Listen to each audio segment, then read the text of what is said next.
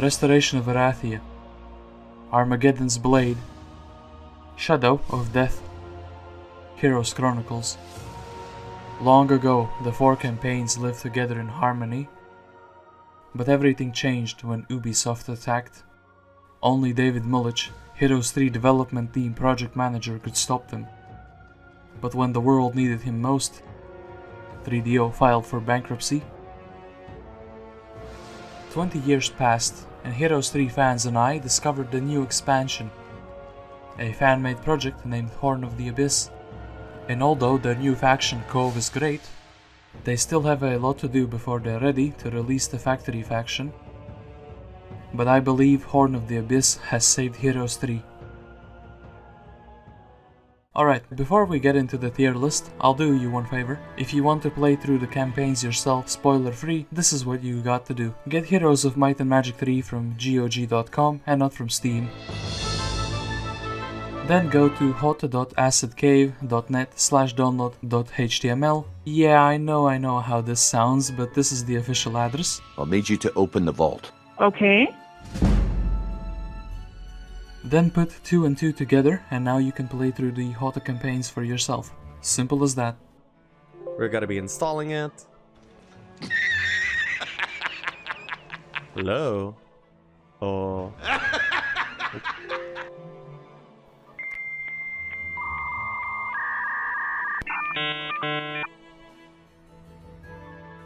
Here's a wall of text with some useful information. I hope you can read quickly, because pausing the video is not an option. If you don't want to see any spoilers, go to this timestamp for the finished tier list. Last warning. Leave. Now! Now, let's get into the first ever Horn of the Abyss campaign map tier list and review.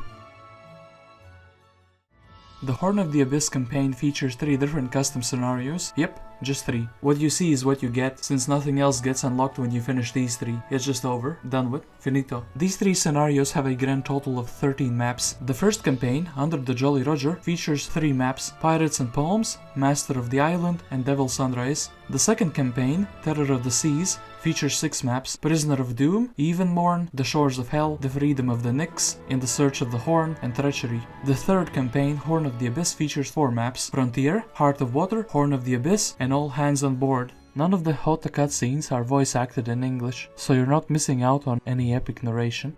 When I was a wee lad, I promised me old dad I'd take up the life of a sailor. It's harder than hell and it doesn't pay well, but it's kept me ahead of the jailer. Now I'm tattered and torn, my boot heels are worn, and even my dad wouldn't want me. And those dark promises I made in my youth are all coming back to haunt me. When I was a young boy, me mother's pride and joy, I promised her I'd stay forever. Now she cries every day that I am away, and now I'm not feeling so clever. Now I'm tattered and torn, my boot heels are worn, and even my mom wouldn't want me. And those dark promises... Pirates and Poems, the first map of the first scenario, and man what a banger it already is. Shipwrecked on an unknown island. What a way to start a pirate story, huh? Just Jeremy with his big ass cannon on a mostly inhabited swampy island. Oh, and some lucky survivor sailors. You start out with very little crew remaining, and thus immediately get introduced to the core units of the Cove faction. Those being pirates, crewmates, nymphs, and of course the Big Bada Boom, of which Jeremy is the only specialist. You have to find and capture a town in the first week or perish. The town is guarded by one of the most memorable characters of the whole story, a knoll that Jeremy dubs Abgrrr. It's already a classic. Once you take the town, it's virtually impossible to lose the scenario. The storytelling for Jeremy is done through his invisible first mate Patris. After the campaigns, I'm honestly kind of sad that Patris didn't end up as one of the new Cove heroes. To finish the map, you need to build up to a castle in your new Cove town, but you can also build up a mage guild and collect some permanent stats before you do that. You have to use the new wood and ore warehouses that hota adds in order to successfully finish the map. because there isn't enough wood and ore on the map otherwise. All in all, this feels close to the perfect tutorial map, where the player can't really lose after the first week. I'd say that it's a B tier map. You can't really dump a lot of lore nor new game mechanics on top of the players on the very first map, which is understandable. You're most done, she's never a day behind her time. Clear away the track and let the bull giant run to me. Hey, rig a jig and a jaunting gun. Ho, way, ho, are you most done with Liza Lee all on my knee? Clear away the track and let the bull giant run. Ah, when we're back in Liverpool town. Ho, way, ho, are you most done? I'll stand yours whiskies all around. Clear away the track and let the bull giant run to me. Hey, rig a jig and a jaunting gun. Ho, way, ho, are you most done with Liza Lee all on my knee? Moving on to Master of the Island. In this map you have to explore a larger section of the island where Jeremy was shipwrecked, and flag all creature dwellings within 3 months. Oh boy, everyone's favorite timed maps, am I right? Eh? To be honest with you, I was barely able to make it on my first attempt, and well, that was also my last attempt, since I only took fights where I'd lose very little troops to not trigger my OCD. This was just a map to get used to using the low tier cove faction units versus whatever neutral mobs you may encounter from various other factions. Here's where you'll really start to feel that before your pirates run out of the 4 shots. Pirates are a great unit. Personally, for me, this map is a D tier. I feel like there isn't that much fun to be had clearing out neutral mobs, and so there's also very minimal replayability that a map like this offers. But it's also not total garbage, so there's that. I didn't mention this before, but the map makers were very careful when choosing what spells to give you through the mage guilds, pretty much throughout the whole campaign, so I do hope that you enjoy seeing protection from water magic in every single mage guild you will ever own. Safe and sound at home again. Let the waters roar, Jack. Safe and sound at home again. Let the waters roar, Jack. Long we've tossed on the rolling main, now we're safe ashore, Jack. Don't forget your old shipmate. Fi-ri-ri-ri-ri-do.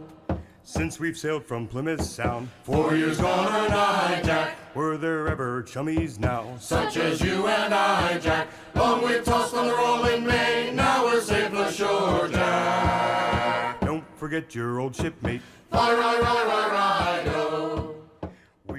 Alright, the last map of the trilogy in this scenario set, Devil's Sunrise. If you paid any attention to the story, then you'll know that the reskin, the Alkin, who honestly looks like a mouse that ate too much molded cheese, somehow knew that the arrogant Kriegans, aka Inferno, were planning to launch an all-in D-Day type of assault all around the world, including this small island, like they were some sort of Mr. Worldwide. Mr. Worldwide, back at it again and let you know. I just came to remind y'all. Mr. Worldwide! This is where the lore master informs you that the events of the Horn of the Abyss are happening at the same time as the events of the original Heroes 3 Restoration of Erathia campaigns. Of course, you know that the Regnan archipelago is located. Come on, guest. You studied for this test. You don't want bad grades. You know exactly where on the map this takes place. Think, guest, think. Alright, we just needed a bigger map. The events of this campaign are happening right here, in the Regnan archipelago, mostly. Now you know. Anyway, to quickly recap, you're attacked by demons, but in reality, you'll get attacked by like 3 of Red's heroes, who can and will unlock artifacts that are border guarded that actually benefit you more than they benefit Red. Lol. You defend 2 towns for a while, and since the enemy really doesn't have other towns besides the one you're supposed to capture to finish the map, then Red quickly stops becoming a threat. What I actually liked about this map is that the hota developers are showing the synergy between swamp creatures, that is, that you can mix fortress and cove troops in the same army and not have any Terran penalties on swamp. Cool stuff, honestly. This map is a high B tier for me. Interesting idea, but Inferno isn't a tough enough enemy to face. Every time you fight Inferno in the campaigns, it's always all bark and no bite.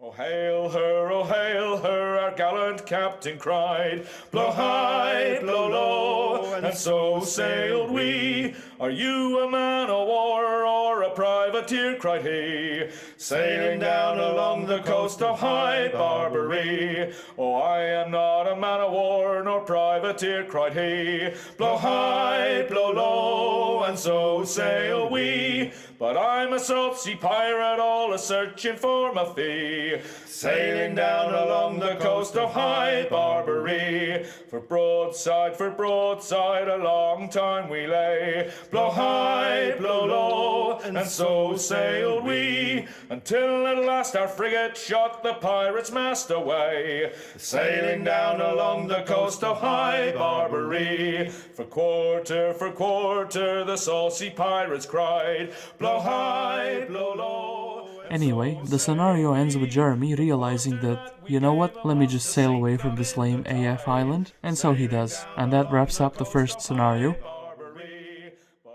For 20 brave men, all fishermen, who would make for him the antelope's crew. God damn them all. I was told we'd cruise the seas for American gold. We'd fire no guns, shed no tears. Now I'm a broken man on a Halifax pier, the last of Barrett's privateers. The antelope sloop was a sickening sight. How I wish I was in Sherbrooke now. She'd a list to the port and her sails in rags, and the cook in the scuppers with the staggers and jags. God damn them all. I was told we'd cruise the seas for American gold. We'd fire no guns, shed no tears. Now I'm a broken man on a Halifax pier, the last of Barrett's privateers. And so, we're off to the second scenario, Terror of the Seas. This is where we're introduced to Bidley, the younger brother of Jeremy, who sets out to execute a risky but somewhat calculated plan, based on the rumor he's heard from a drunkard in a tavern. Now you see, already in the first map, Prisoner of Doom, the difficulty spikes up incredibly. Why is that? Because we haven't had time to properly play with the Cove faction, and Bidley is designed as a core Cove hero with Sea Dogs as his speciality. Meanwhile, the first map of the scenario is designed to be played as a typical Stronghold map. It holds all of the characteristics of a typical Stronghold map, starting out with a single hero, being somewhat in the middle of the map, having limited access to taverns, having limited access to gold income, having limited access to troop income, having to fight against much stronger opponents, and finally having virtually no useful spellcasting at your disposal. To beat this map I did the following. I took the middle town, which you're supposed to capture from the enemy. Then I went back to the sea and bought 2 Cove heroes from the Sea Tavern, which came with pirates.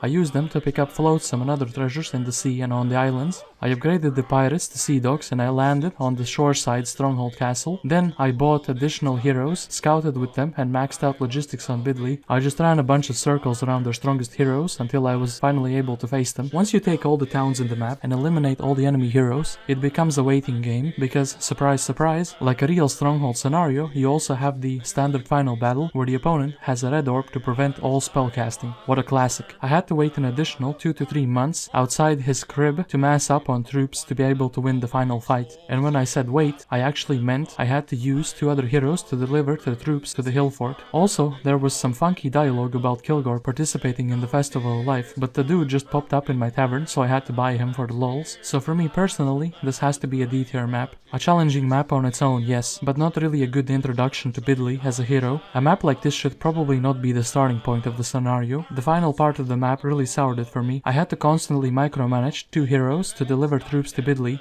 and that type of gameplay is really not something you're looking for. There is a young maiden, she lives all alone. She lives all alone on the shore. Oh, there's nothing she can find to comfort her mind but to roam all alone on the shore, shore, shore. But to roam all alone on the shore. 'Twas of the young captain who sailed the salt sea. Let the wind blow high, blow low. Heading over to Evenmorn, the map where we get introduced to the lead female cast of the campaign, Casmetria. You know, she's alright. She's a navigator, which is the mage hero for the Cove faction. She starts out with expert water magics. She also specializes in sea witches, both of which you'll be using extensively when playing this map. However, what she doesn't start out with are spells that can directly damage creatures on the battlefield. You have to defend your starting town from being captured, and it's located basically in the middle of the map, surrounded by 3 other players that are allied with each other. The worst of them being green. Their hero, Draken, was the absolute bane of my whole existence. I'd perfectly play out the first 4 to 5 weeks, and then Draken would show up with an army 5 times the size of mine, and then smack one of my heroes into their grave. Also, restarting this map gives Kasmetri and Jeremy different secondary skills, so you might want to do a couple of rerolls to get good secondary skills. Now this is where the first really cool feature of this campaign comes through. Unlike basically any other Heroes 3 campaign in existence, you don't instantly lose. If one of your main heroes is defeated in battle, you only get a moral defeat. Why are we still here? Just to suffer? You can still play on and either have to accept that you can't level up that hero nor teach them new spells in the current map, or you can rebuy them in the tavern by pure chance. From my experience, there's usually quite a lot of waiting involved for that to occur. Anyways, as you can see by the amount of saved games I have for this map, Draken was a menace to deal with. That is, he was a menace until I decided to rush him. Then I found 2 sanctuaries on his side of the map. They were located in such a way that you could exploit them to keep recapturing his town, basically risk-free. When you deal with green, the map actually becomes a lot easier. You have to have one of your main heroes defending the area between the subterranean gate and the portal to your main town, while your second main hero goes attacking in either direction. Regarding the underground, I grabbed a map for 10k gold, and afterwards I basically ignored it since I could see when the enemy was coming to attack. Despite being incredibly challenging for a map 2 of this scenario, I actually really enjoyed playing it. I have to give this map a solid 8 here. The hota developer team really didn't want you fighting against the same towns over and over again, and a map like this really spiced up the action. In my opinion, this was the hardest map in the whole campaign together. Look ahead, look astern, look the weather and the lee. Blow high, blow low, and so sail we. I see a wreck to windward and a lofty ship to lee. A sailing down along the coast of High Barbary. Then hail her a captain, he called o'er the side. Blow high, blow low, and so sail we. Oh, are you a pirate or a man of war, he cried. A sailing down along the coast of High Barbary.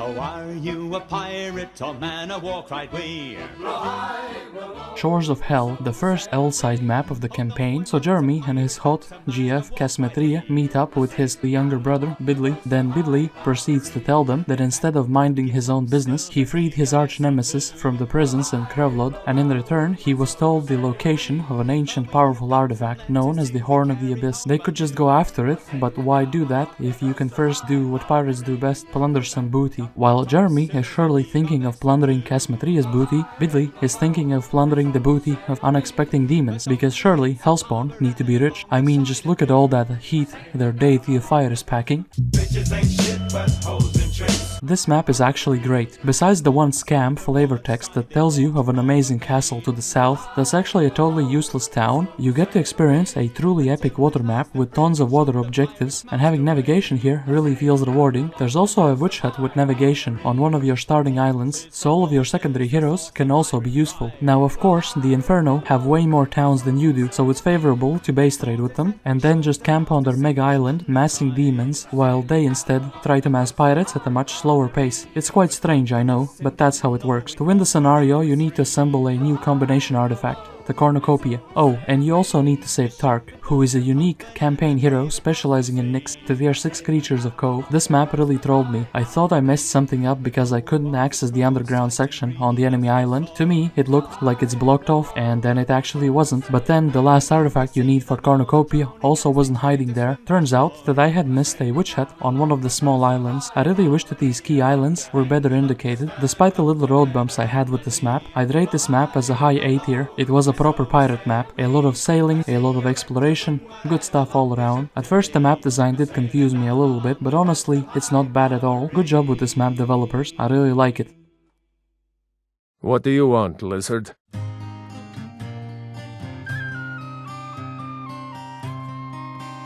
As I walked out on a London street, a press gang there I chanced to meet. They asked me if I would join the fleet on board of a man of war, boys. They said By the way, of course you don't get to keep the cornucopia combination artifact that you made in the previous map. It doesn't carry over, not on this map and neither on the next one. However, on the upside of being stuck on the previous map for a while, I found out that Tark also carries over all his stats, spells and levels from the previous map, although the campaign makers had quietly left that part out. But since I was stuck, I thought to myself, why not also try to level up Tark? Have him visit all the Inferno towns, their mage guilds and such, and so as a result, I had a super boosted Tark. You see, the dungeon overlords had been naughty boys and girls and had enslaved the Nyx, and Tark wasn't having any of it. What I remember from this map is that one of the opponents just randomly died to the other opponent. The Hota team tried something new with this map, a new win condition, accumulating creatures. This seems like the type of map that would be a hot topic for discussion for Heroes 3 speedrunners, if there were any, since technically all you need to do to finish the map is accumulate a total of 30 Nyx in your army. However, the map design resembled a labyrinth, and I spent way too long trying to explore all of it. This map felt fairly linear, and although I did enjoy my Tark being stronger than he was supposed to be for this map, I can't really give this map anything higher than a B tier, since once you defeat both of the AI opponents, you were essentially left fighting only against neutral mobs. I'm not putting this into D tier because the tunnels were interesting to explore. Now we are ready to head for the horn. Way, hey, roll and go. Our boots and our clothes, boys, are all in the pond to be rollicking randy dandy, oh. Heave a boat and heave away. Way, hey, roll and go. The anchor's on board and the cable's all stored to be rollicking randy dandy, oh. Man the stout capstan and heave with a will. While Tark was having fun in dark tunnels, the gang actually headed to the location of the horn, but they set off a trap, leaving Bidley in the underground tunnels. Now this map tries to execute a very cool concept. You, as the player, essentially having to simultaneously adventure on two different fronts at once. On the overworld, you have two heroes, Jeremy and Casmetria, trying to deal with some angry lizard people, while Bidley, at the same time, is busy walking into more traps underground. Problem was that the lizards on the overworld were quite incompetent, so I easily took over their main island, and it was the end of that. On Bidley's side of things, he was exploring a real underground, well, underwater maze. Anyway, Bidley finds a wild navigator named Dargem in an underground jail. Dargem had also tried to obtain the Horn of the Abyss, but since Bidley saves him, Dargem makes a pinky promise to not steal the horn from Bidley once he finds it. I really do hope that this Dargem guy is trustworthy. Jokes aside, Dargem is needed to progress the underwater section because only he knows the secret phrase to open some gates, omelette du fromage in French. I have to say, the art for the altar of the Horn of the Abyss is magnificent. Really cool. Well done. Unfortunately, since the overworld was way too easy, then the underwater part of the map felt long and tedious. I honestly believe this map could have easily been better if the map makers had put like 2 additional enemies on the overworld and made it a real challenge to survive with at least 1 town, so Bidley's part would feel like a race against the clock without an actual clock. This map was really enjoyable. I'll put it somewhere in A tier. The super cool art for the Horn of the Abyss is what did it for me personally. Oh, there was a lofty ship, and she sailed on the sea, and the name of that ship it was the Golden Vanity, and she fears she will be taken by a Turkish enemy. As she sailed on the lowland, lowland, low, she sailed on the lowland sea. Up spoke the cabin boy, the age of 12 and 3, and he said to the skipper, what will you give to me if I swim alongside of that Turkish enemy? And sink her in the lowland, lowland, low, and sink her in the lowland sea. Oh, I will give you silver, and I will give you gold, and the hand of me daughter, if you will be so bold as to swim along. Oh no, looks like Dargem has betrayed his word and has knocked out Bidley. And this was totally unexpected. How could we have known? Welcome to the last mission of the second scenario set. With Bidley captured, the gang chasing after Dargem and the Horn, and having reunited with, well, Tark, who's now also part of the gang, we're in for a doozy. I have to give a quick shout out to the Scroll of Chain Lightning. This is the only instance in the whole campaign campaign when you have access to Chain Lightning, and it felt so good to finally be able to essentially splash damage the battlefield, since your area of effect spells had been seriously restricted up until this point. This was an extra large map, but it felt smaller due to all your important heroes having the navigation skill maxed out. It also felt scuffed since you could just ignore the elemental opponent. Oh yeah, and also Patris, the first mate of Jeremy's crew, dies somewhere in the story. It's been a while since I actually played it. I think it happened in this mission or before this one. In theory, this was supposed to be a 1 versus 3 scenario, but to me it felt like a 1 versus 1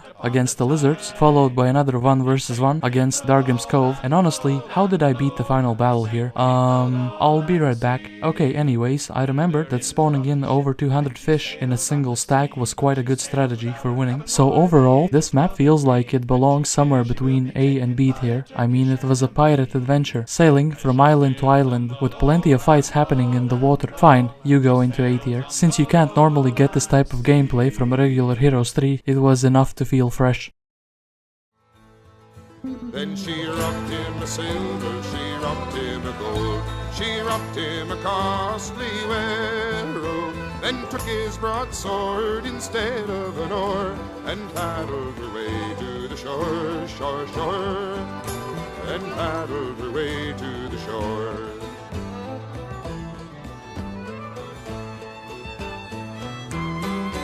Well, me men must be crazy, me men must be mad, me men must be deep in despair, oh, for to let you away from my cabin so gay, and to paddle your way to the shore, shore, shore, and to paddle your way to the shore.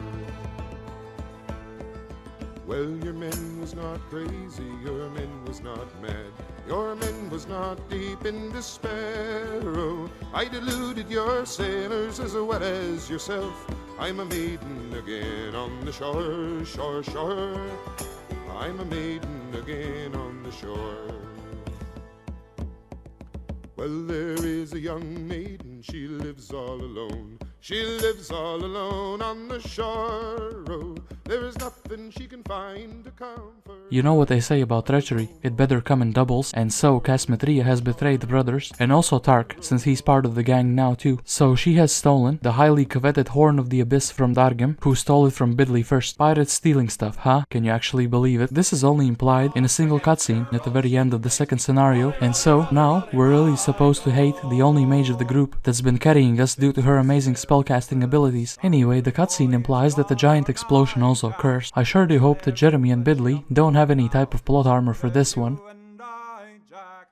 Where am I to go, me Johnnies, or where am I to go? To me way, hey, hey, high roll and go. Oh, where am I to go, me Johnnies, or where am I to go? For I'm a young sailor boy, and where am I to go? Way up on that topgallant yard, that's where you're bound to go. To me way, hey, hey, high. Frontier, off to the first map of the final scenario. This scenario features no Wikipedia page, but also 4 maps. In Frontier, we once again follow the story of a shipwrecked Jeremy. Do not worry, his big bada boom was safe in his pocket. This time, Jeremy's even more confused than before, since he needs to seek the help of the Lodestar, so he would know where to go to find his brother, Bidley, after the spontaneous combustion at the end of the battle for the Horn of the Abyss. Damn, if only the navigators and captains had something called a compass. Anyways, this map was a somewhat difficult one, mainly due to the green castle player having 2 towns, as well as access to angels, which are kind of a broken unit. I really liked the flavor text of the talking dragons, and also the part where Jeremy named his ship. Both of those were tiny but good touches. Anyway, the underground part of this map was, well, questionable, since the Red Inferno player showed no interest in engaging me and just let me run around him. This map also featured one of the most convoluted quest lines, where you had to go from a seer's hut to another seer's hut to another seer's hut to another seer's hut to a prison to another seer's hut. It was a medium-sized map, but it packed a lot of action. I rate this map as yet another A tier. What can I say? I really do be liking these water-based maps. Fun, you know? Oh yeah, also, you can't build the Grail in other towns. Don't worry, I tried it for the lols. Why isn't it possible? It's just not. Why not, you stupid bastard? Hello, how are you? I am under the water. Please help me. It's a damn tough life, full of toil and strife, we whalermen undergo. And we don't give a damn when the gale is done, how hard the winds do blow. We're homeward bound from the Arctic around, with a good ship taut and free. Billy wakes up in the heart of water, you could even say. Ah yes, this map. This map is definitely one of the developers reliving their childhood trauma of those maps where you can't access the enemy towns, meanwhile they can keep teleporting their armies in to attack you. This map saw the most camping from my side relative to the previous camping maps such as Prisoner of Doom, The Shores of Hell and Frontier. By camping I mean the state where once you defeat all the active enemies on the map, your progression is limited only by the lack of troops, where the only plausible solutions are to either maximally cheese out the AI or by pressing next turn enough times for new weekly troops to generate. You see, the enemy has these one-way portals from which they can come and attack you each week. They're really not fun to play around, since the optimal solution is just putting 1 or 2 heroes in such a way where you can intercept their new heroes before they can cause too much chaos. Now I know that I've called plenty of maps camping maps, but this map is the only one worth giving a solid D tier. The other camping maps were at least interesting or challenging in a way, meanwhile this map felt more annoying than any other map. Maui.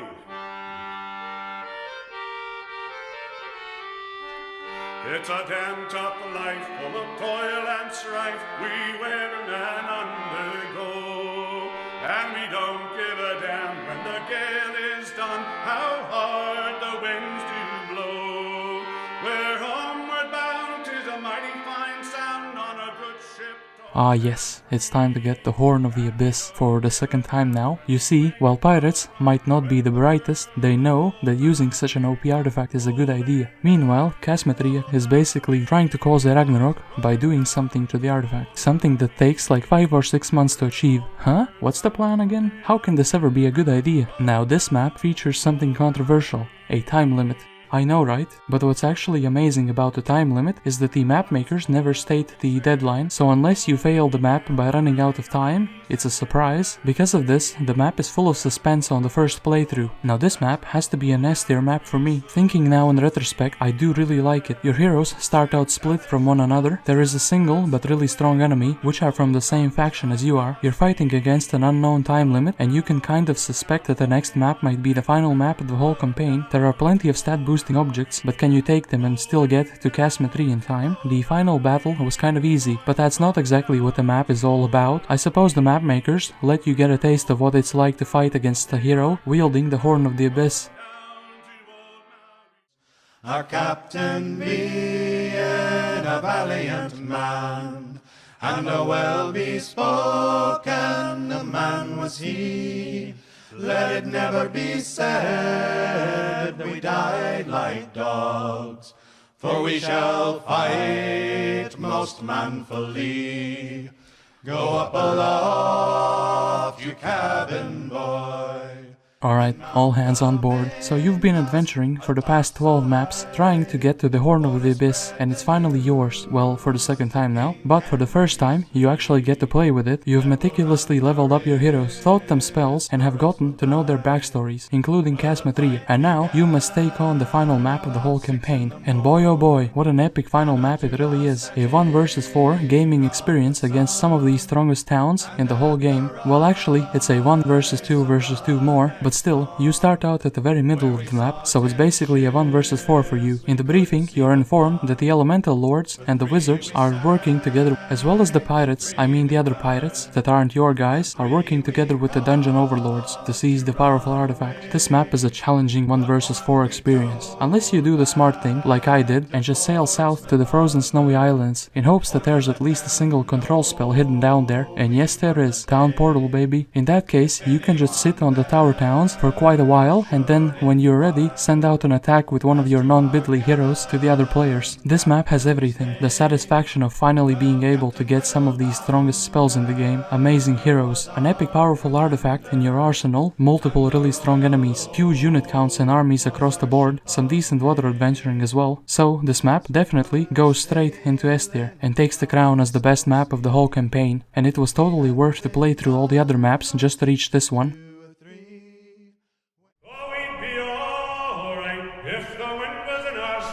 We'd be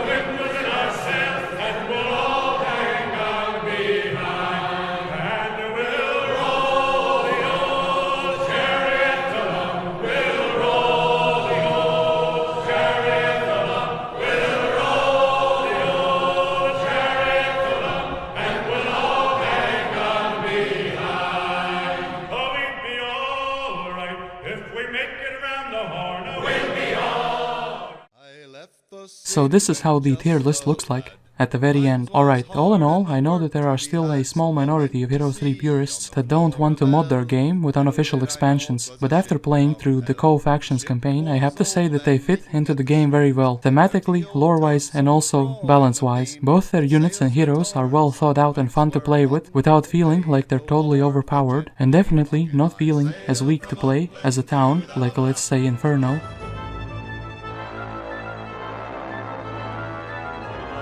Anyways, I do hope that you enjoyed the video. I've been, and still am, guest 273. I'll try to work on less chunky videos in the future.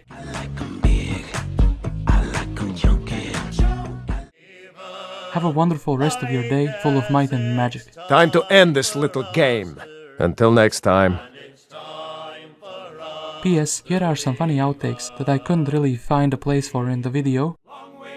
Also, what the hell is this? Whose idea was it to make these fake objects as bait on multiple of the final maps? And why? Oh yeah, someone in the hota map making team was really obsessed with placing these mummy spawning pyramids on every single desert or a desert island. Erathia's banner must be respected, never disgraced. 'Cause what this palace wants is release. We live in cities you'll never see on screen, not very pretty. Long we've tossed on the rolling main, now we're safe ashore, Jack. Don't forget your old shipmate, folly, rolly, rolly, rolly, ride on.